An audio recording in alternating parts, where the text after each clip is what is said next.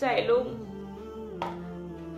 আমার নানিকে আমরা কেউ দেখতে পাবো না, নানি বলে আর ডাকতে পারবো না। সো হ্যালো এভরিওয়ান, সবাই কেমন আছো? আশা করছি সবাই ভালো আছো, সুস্থ আছো।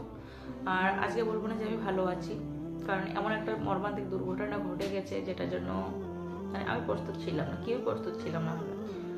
তো চলো সবটাই তোমাদের সাথে শেয়ার করছি। আমার যেহেতু লাইফ স্টাইলের সমস্ত কিছু তোমাদের সাথে শেয়ার করা হয়, তো ভাবলাম যে চলো এটাও তোমাদের সাথে শেয়ার করে দিই, নাহলে দীর্ঘদিনে একটা গ্যাপ হয়ে যাচ্ছে, কেন ভিডিও দিচ্ছি না দিচ্ছি তো তোমরা কেউ বুঝতে পারছো না। আর রিসেন্টলি কন্টিনিউ ভিডিও দেওয়া শুরু করেছিলাম, তো হঠাৎ করে আমার মাঝখানে বন্ধ হয়েছে, কারণ মন মেজাজ ভালো না থাকলে কোনো কিছুই ভালো লাগে না। তো রিসেন্টলি মানে বুধবারে আমার নানি মারা গেছে, তো যার কারণে কদিন ধরে ভিডিও করতে পারছি না। আর ভিডিও করার সাথে করে মন মেজাজ আমার একদমই ভালো নেই। আর আমি এখনো কলকাতাতে, বাড়িতে যেতে পারিনি। মানে আগামী কালকে রবিবার, আজকে শনিবার, তো আগামী কালকে আমাদের বের হওয়ার কথা, তো আজকে বের হওয়ার কথা ছিল। তো আমার হাজব্যান্ডের মানে ইম্পর্টেন্ট একটা কাজ পড়ে গেছে, যার কারণে আমরা যেতে পারছি না, চাইলেও আর যেতে পারছি না। আর দূরে থাকলে এই একটা সমস্যা, জানো তো, ইচ্ছা থাকলেও কোনো উপায় থাকে না। তো এই মোটামুটি 1 মাসও হয়নি, 1 মাস আগে আমার নানি এসেছিল আমার বাড়িতে। লাস্ট আসা এই ঘরটাতে ছিল, আজকে যে ঘরে বিছানায় বসে ভিডিও করছি সেই ঘরটাতে ছিল আমার নানি। অনেক বাঁচানোর না আমি চেষ্টা করেছি, ব্রেন স্ট্রোক হয়েছিল, অনেক বাঁচানোর চেষ্টা করেছি।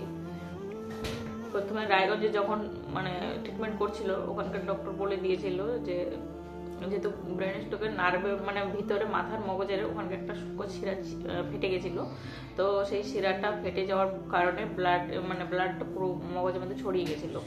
সেটার জন্য রায়গঞ্জে মানে ওখানে ডক্টর বলেছিল যে আর বাঁচবে না। পরে আমরা ভেবেছিলাম যে উন্নত ধরনের কোনো ট্রিটমেন্ট করলে যদি ভালো হয়ে যায়, তার জন্য কলকাতা নিয়ে আসি। নিজেতে নিয়ে গেছি, নিজেতেও হয়নি। তারপরে আমরা চিনার পার্কে একটা প্রাইভেট নার্সিং ওখানে ট্রিটমেন্ট করাই, আর ওখানে করার পর না ভালো হয়ে গেছিলো।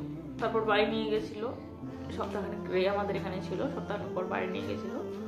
বাড়ি নিয়ে যাওয়ার পর 10 দিন পর ডক্টর চেক আপ ছিল, তো মানে নিয়ে আসার মতো সেরকম কেউ ছিল না চেক আপে 10 দিনের মধ্যে। সবারই যেহেতু মানে ওইদিকে কৃষিকাজ, সবারই কাজের একটু সমস্যা ছিল, তো আমরা ভেবেছিলাম সবাই ভালো হয়ে গেছে, কোনো ব্যথা বেদনা কোনো কিছু ছিল না, প্রায় 90% ভালো হয়ে গেছিলো। তো তারপরে আগামী শুক্রবার মানে গত শুক্রবারে, আজকে শনিবার, কালকে আমাদের বাড়িতে আসার কথা ছিল, আজকে শনিবার, আজকে ডক্টর চেক আপের জন্য যেত, ডক্টর চেক আপের জন্য নিয়ে যাওয়া হতো আজকে আমার নানিকে। কিন্তু দেখো আজকে আমার নানি নেই। আর সুস্থ সবল মানুষটা যে হঠাৎ করে এরকম হয়ে যাবে, সুস্থ হওয়ার পরে বলে না যে মানুষ মারা যাওয়ার আগে আর কি সুস্থ হয়ে যায়, তো সেটাই হয়েছে। নানিকে দেখে কেউ মানে আন্দাজ করতেই পারেনি যে আমার নানি আর থাকবে না, আমাদেরকে ছেড়ে চলে গেছে। আর সত্যি কথা বলতে নানির প্রতি আমার অন্যরকম একটা ভালোবাসা ছিল। বছরে একবার বাবার বাড়ি যেতাম, তো খানিকক্ষণের জন্য হলেও নানির কাছে ছুটে যেতাম দেখার জন্য। কিন্তু আর এখন হাজার চাইলেও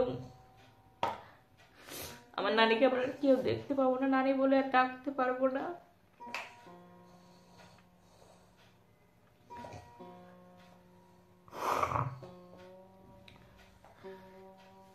আর এইসব কারণে আমি কতদিন ধরে ভিডিও করতে পারছি না, ভালো লাগছে না, কিছু ভালো লাগছে না, জানো তো, কিছু ভালো লাগছে না। আমার বাড়ি যাওয়ার কথা আছে আগামীকালকে, আজকেই আমাদের ট্রেন ধরার কথা ছিল, কিন্তু হাজবেন্ডের মানে বিশেষ একটা কাজের জন্য আমরা যেতে পারছি না।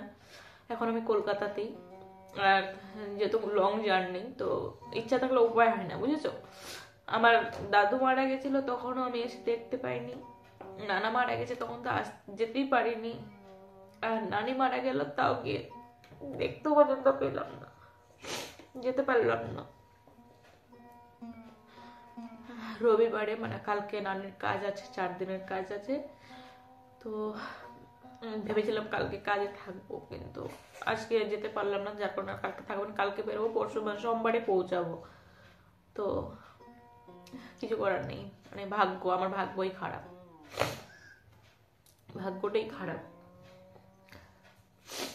তো যার কারণে কত ধরে ভিডিও ঠিক মতো করতে পারছিলাম না, তোমাদেরকে আপডেট দিয়ে দিলাম। এরপরে কি হচ্ছে না হচ্ছে, কালকে আমি যাবো নানিদের মানে মামা বাড়ি যাব। মামা মাসি মামি সবাই আছে, সবার জন্য আমার মনে ভালোবাসা রয়েছে, কিন্তু নানির প্রতি না আমার একটা অন্যরকম ভালোবাসা ছিল। অনেক অনেক চেষ্টা করেছি যে আমি যাতে নানি ভালো হয়, তার জন্য আমাদের এখানে নিয়ে এসেছি।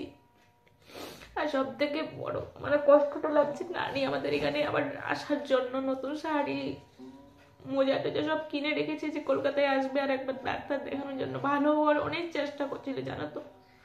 আমার নানি মন প্রাণে চাচ্ছিল যেন ভালো হয়ে যায়। কালকে বেরোলে, আজকে শনিবার, আজকে আমাদের বাড়িতে পৌঁছাতো। আমি অনেক আশা ছিলাম যে শুক্রবারে বেরোবে, শনিবারে আসবে,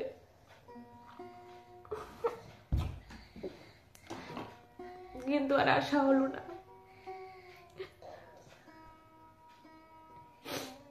সব থেকে কষ্টটা সেটি হচ্ছে, নারীর অনেক ইচ্ছে ছিল আসার।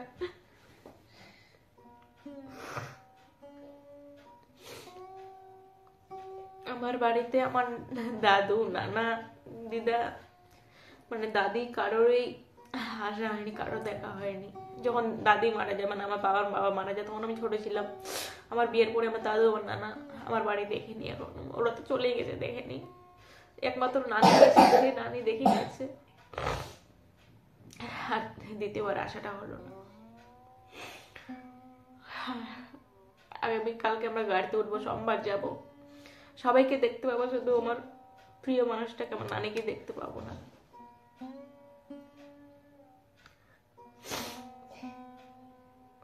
তো চলো গাইস, আর ভালো লাগছে না, মন মেজাজ একদম ভালো লাগছে না, এটাই জানানোর জন্য ক্যামেরাটা অন করেছি। সবাই ভালো থাকো, সুস্থ থাকো। যাদের কাছের মানুষ অসুস্থ, বিশেষ করে যত্ন নাও, ডক্টর দেখাও, কারণ মানুষের হায়াত কতটুকু আমরা কেউ জানি না।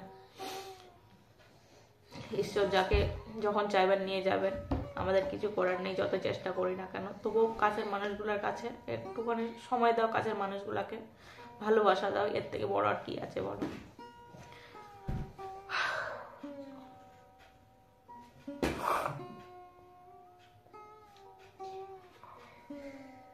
চলো।